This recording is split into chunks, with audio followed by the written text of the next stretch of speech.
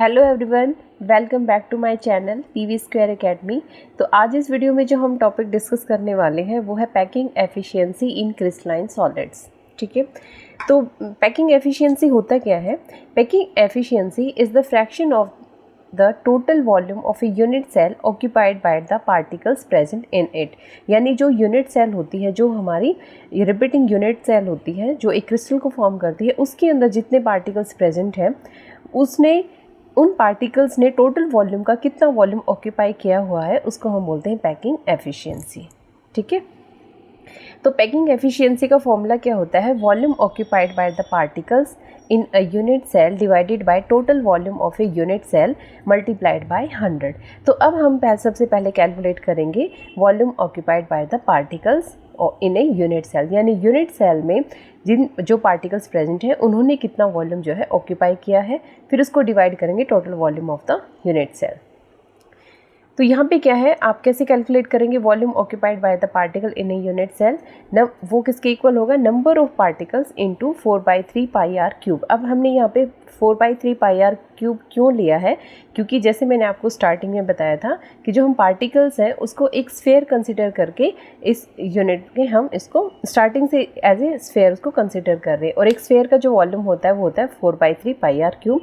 इसलिए एक जो स्फेयर है उसका वॉल्यूम हो जाएगा 4/3 पाई आर क्यूब, और उसको जितने नंबर ऑफ पार्टिकल्स हमारे कैलकुलेट करेंगे उससे मल्टीप्लाई करने से हमारा टोटल वॉल्यूम आ जाएगा जो कि पार्टिकल्स ने ऑक्यूपाई किया हुआ है। अब आपको सीखना है कि how to calculate number of particles in a unit cell, कि एक पर्टिकुलर यूनिट सेल में कितने पार्टिकल्स प्रेजेंट है, वो अब हम सीखने वाले हैं।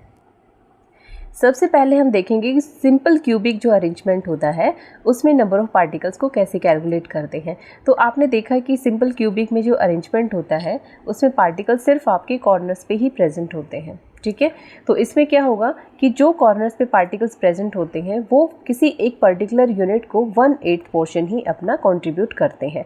तो अब हम देखेंगे कि यहाँ पे जो one particle contribute only 1/8 part to 1 unit cell. अब यहाँ पे टोटल नंबर ऑफ पार्टिकल्स कितने होंगे?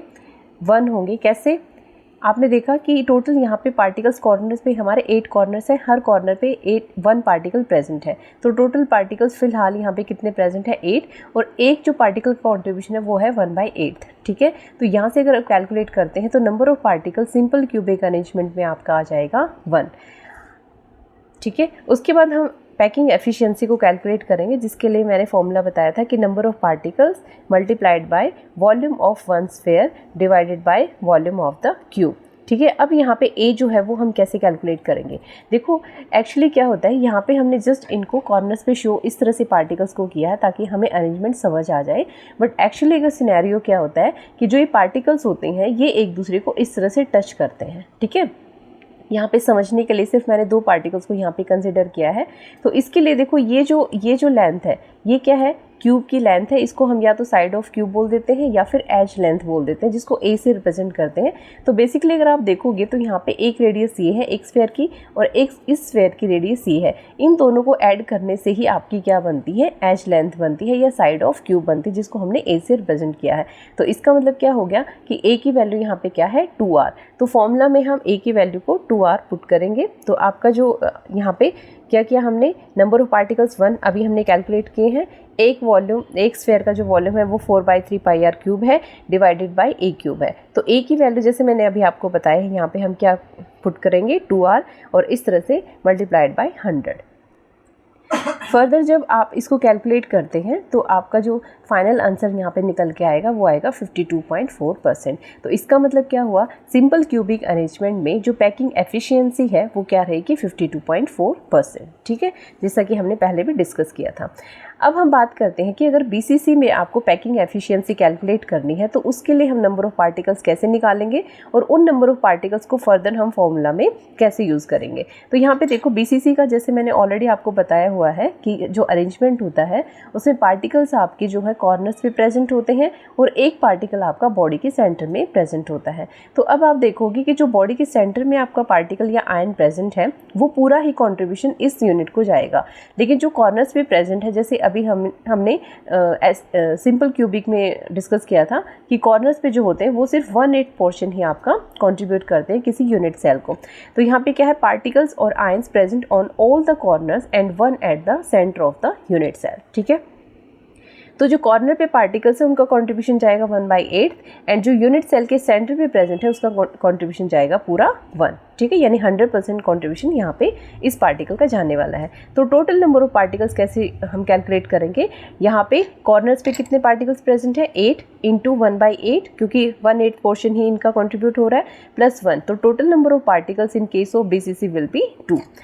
ठीक है, अब हम पैकिंग एफिशिएंसी या पैकिंग फ्रैक्शन इसका कैलकुलेट कर सकते हैं। BCC के केस में क्या करेंगे, ये हो गया नंबर ऑफ पार्टिकल जो कि अभी हमने कैलकुलेट किए हैं 2, और ये हो गया एक स्फीयर का वॉल्यूम। ठीक है, अब यहाँ पे जो वैल्यू हमने ए की पुट करी है वो कहाँ से कैलकुलेट की है, फिलहाल के लिए आपको क्या करना है, इसको लर्न करना है। वैसे मैं आपको थोड़ा सा हिंट भी दे दूँगी कि इसको मैंने कैसे कैलकुलेट किया है।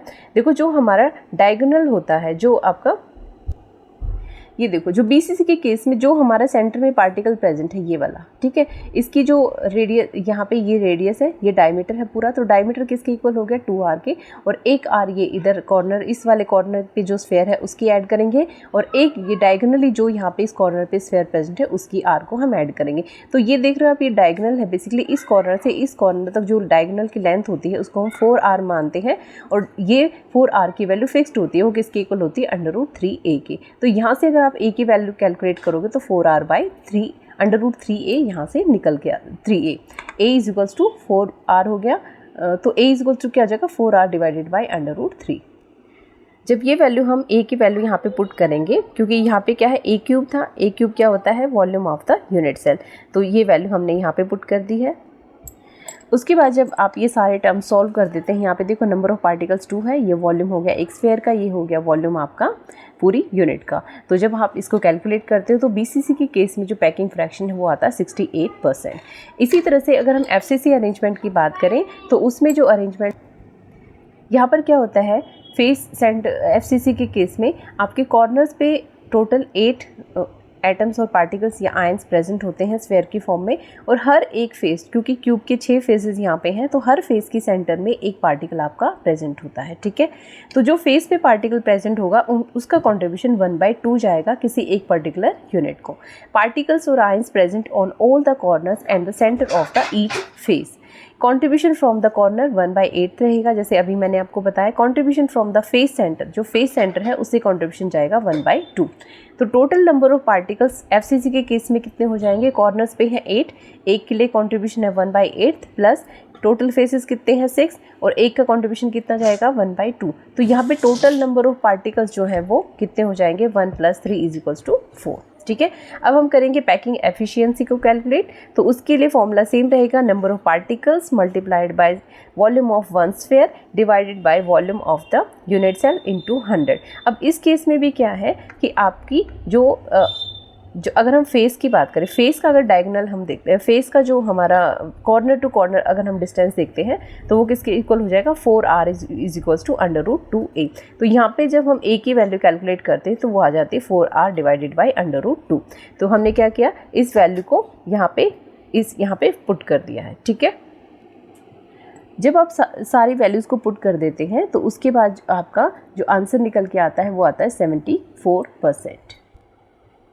ठीक है, तो पैकिंग एफिशिएंसी FCC के केस में हमारी कितनी हो जाएगी, 74%। इसके अलावा जो हेक्सागोनल क्लोज पैकिंग, अभी हमने जो 3D स्ट्रक्चर लास्ट वीडियो में पढ़ा था, कैलकुलेट किया था, कि उसमें क्या होता है कि FCP के केस में भी हमारा जो पैकिंग एफिशिएंसी होती है वो 74% होता है, यानी packing efficiency also is equals to packing efficiency of FCC। ठीक है, अगर हम ऑर्डर की बात करें, order of the packing efficiency क्या रहता है, सबसे ज़्यादा पैकिंग एफिशिएंसी रहती है FCC के केस में, जो कि इक्वल है HCP यानी हेक्सागोनल क्लोज पैकिंग 74%, उससे कम हो जाएगी BCC 68%, एंड जो सबसे कम पैकिंग एफिशिएंसी रहती है सिंपल क्यूबिक अरेंजमेंट की, दैट इज़ 52.4%।